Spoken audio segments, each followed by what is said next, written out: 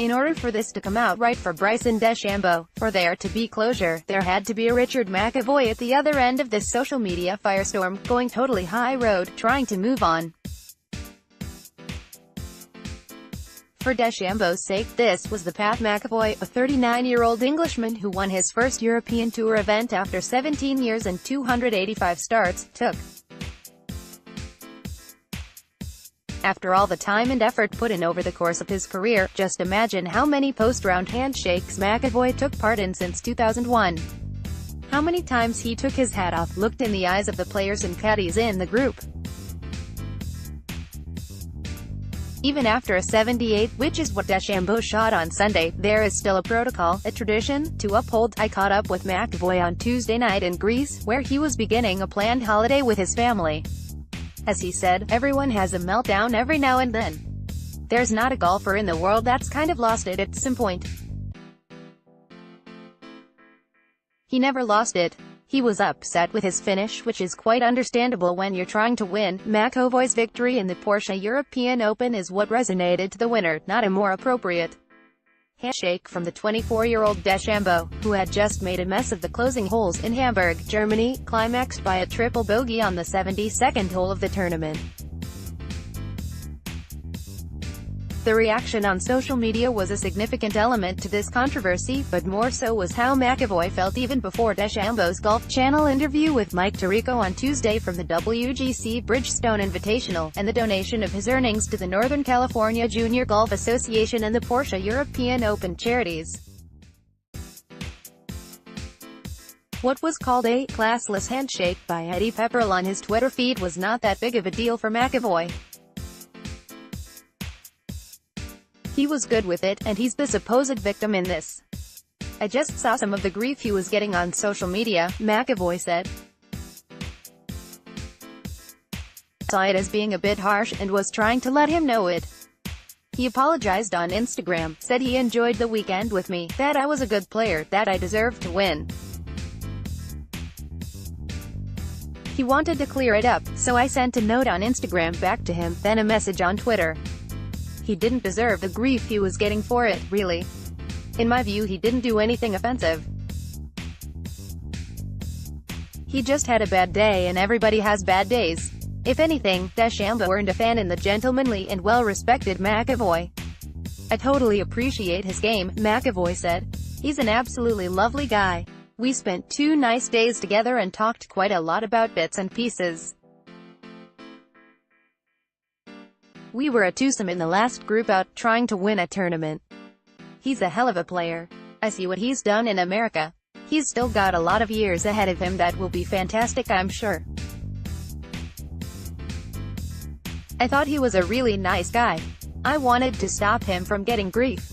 It wasn't like the growing controversy was going to detract from what McEvoy accomplished. Take down DeChambeau, this year's Memorial winner, and a field that included Masters champion Patrick Reed and the 14th-ranked player in the world in Paul Casey, was what McEvoy was focused on. 3 weeks ago he was the 438th-ranked player in the world.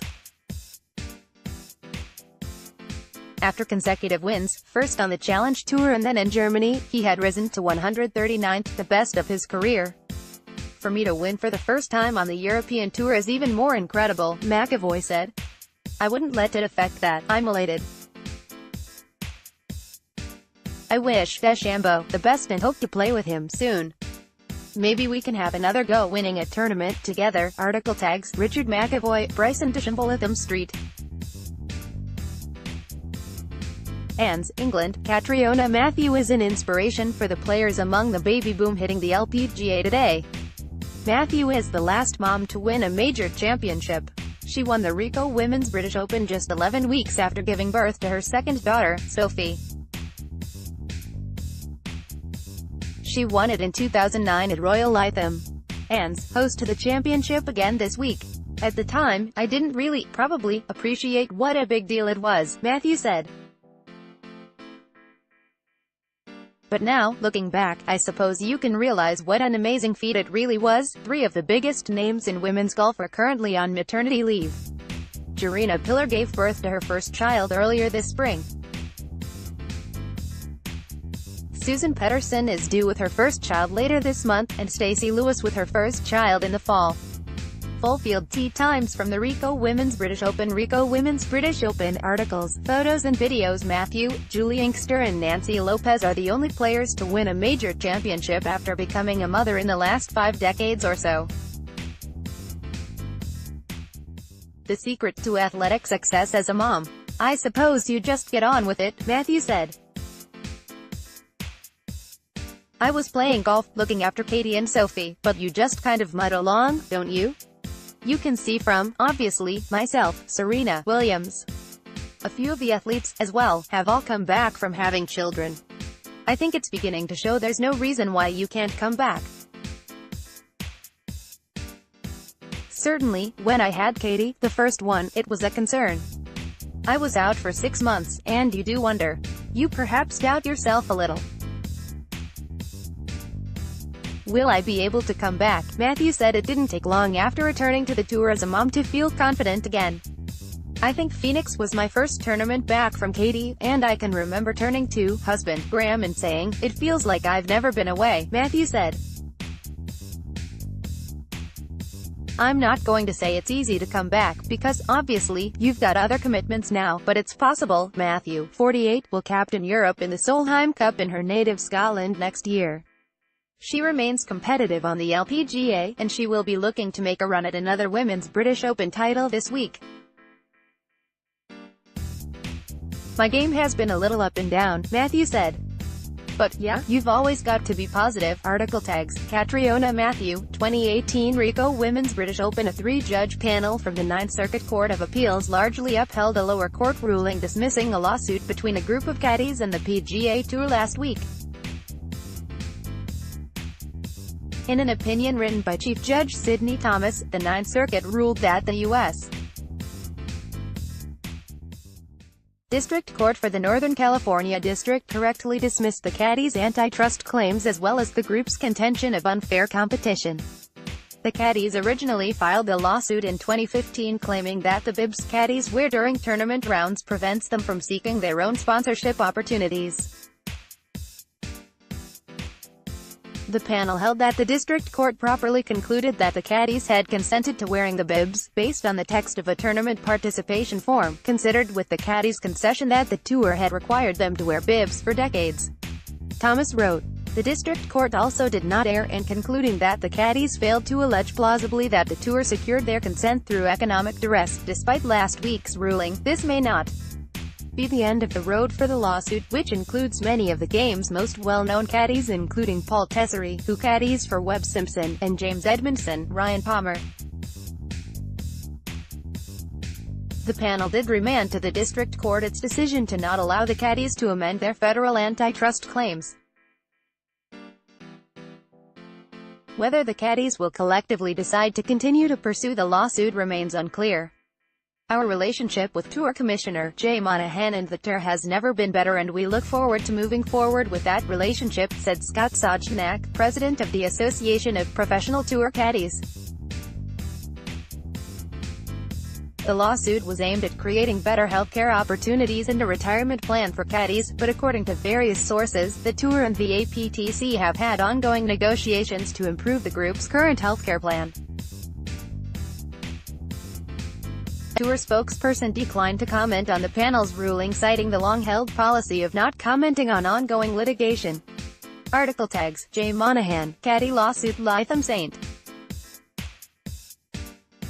Anne's, England. Inbee Park never looks as if she is worried about anything, and that's what made her missed cut in her last start in a major championship notable.